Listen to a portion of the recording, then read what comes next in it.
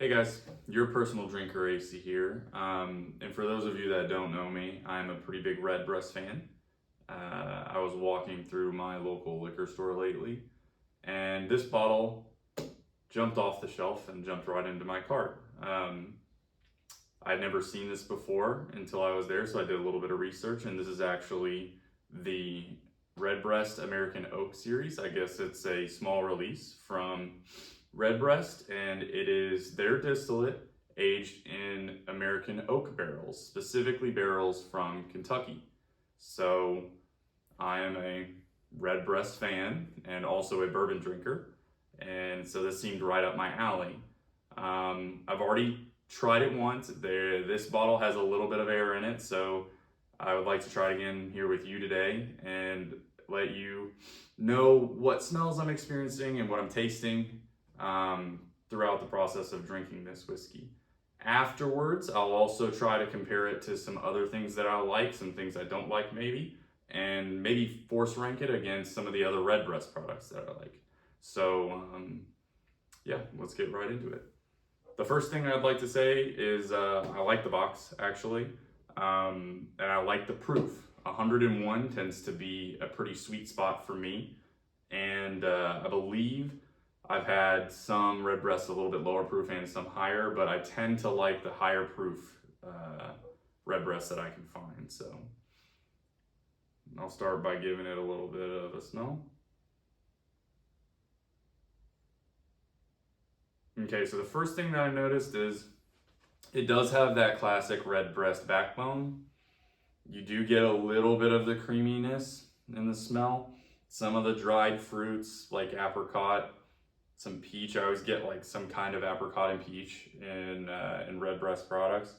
This does have some kind of underlying vanilla smell, more vanilla. So less of the barrel char from bourbon, less spice, more of the sweet, sugary vanilla flavors. Yeah, oh yeah. It jumped out right there. Vanilla, like vanilla extract almost. So almost like vanilla cake, kind of.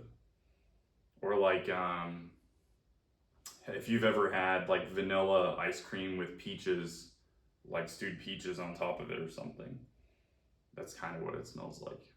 So you're kind of getting some of that oak influence on the nose for sure.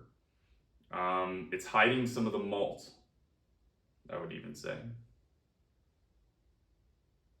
It smells good. It smells very good. Let's move on to the taste.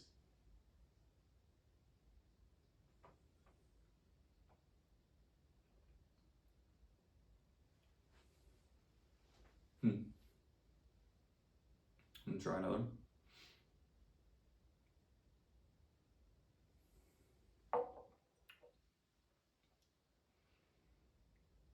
Okay.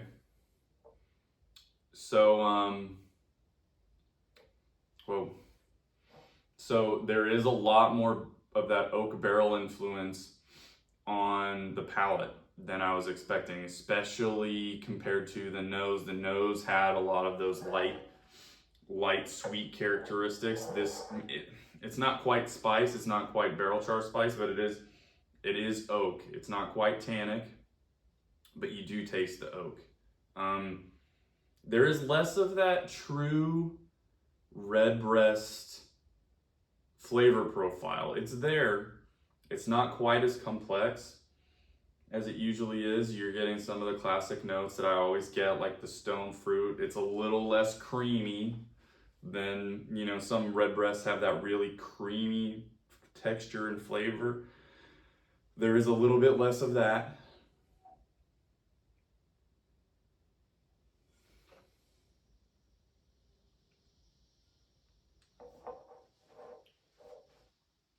So now I'm getting a little bit more of the Redbreast.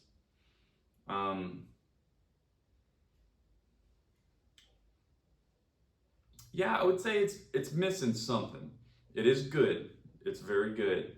Compared to the Redbreast that I'm used to drinking, it's just missing that little extra that sits it over the edge, that extra bit of complexity. I would almost say it's like There's like a creamy, earthy quality with all the fruits, like you know, you're used to getting the stewed stone fruits in the Redbreast. They're here, not quite as apparent. The oak is covering up a little bit of it, but overall, I would say it's pretty good for the price point I got this at, which is about $100. I would say it's drinking like it's at that price point. It's not exceeding those expectations for me. This, if I had to say, if I had to create a spectrum for the flavor of Redbreast and then a true bourbon profile, it is definitely somewhere in between. I mean, if you like Redbreast and you like bourbon, you will like this. I will say it is closer to that Redbreast profile, for sure. It's not quite closely approaching a bourbon flavor profile, not close to that, but it's somewhere in between, for sure.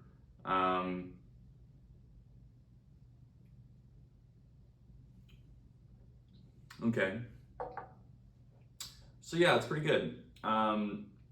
Would I buy this once to try it? If I didn't have one and I had already tasted it, and I knew what I was purchasing, yeah, I probably would purchase it again. Especially because I'm a Redbreast fan. If you're a Redbreast fan and you like bourbon, you will like this, I'm sure. Would I pay more than $100 for it? Probably not. I would get it for $100 and I'd be pretty happy with it. Would I buy it again after this? Probably not. There are just some other things in that $100 price range that I really enjoy, but this is a good whiskey. I mean, I will say I'm enjoying this drink. It's pretty good. Whether they're going to continue to release stuff like this or not, I'm not sure, but I would give this a try if you are a Redbreast fan. Especially the nose. I'd say the nose is really, really great. The nose is awesome on this one. Maybe it needs a little bit more time to open up for me. This is a pretty new bottle, but the palate is just missing that deep Redbreast profile that a lot of us love. So, but it is a good whiskey.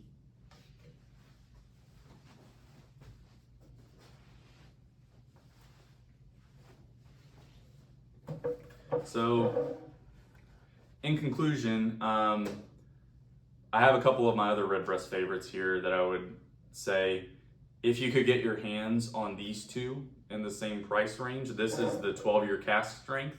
I would recommend probably both of these over that. The Redbreast cask strength, and I'm not sure if you can still find this. I know it's gotten pretty hard to find now, but if you can find the Redbreast Pedro Jimenez cask finished offering, this one I believe is the same price or was as this American Oak. And I would recommend both of these over this if you are a Redbreast fan. Now, if you are a bourbon fan and you like maybe the Redbreast 12-year or I don't know, maybe the one of the other Redbreast offerings, I would say you would probably enjoy this more than these two. If you enjoy those. If you were trying to pair with like a barbecue or something, you'd probably drink this before you would drink these. If you were having a nice glass of whiskey, something that you really, really just want to sit down and relax, and you're expecting that little extra, I would say the 12-year cask strength or the Pedro Jimenez cask finish is going to be the way to go. So that's what I got. AC here, signing off. I would say keep drinking and keep trying new stuff.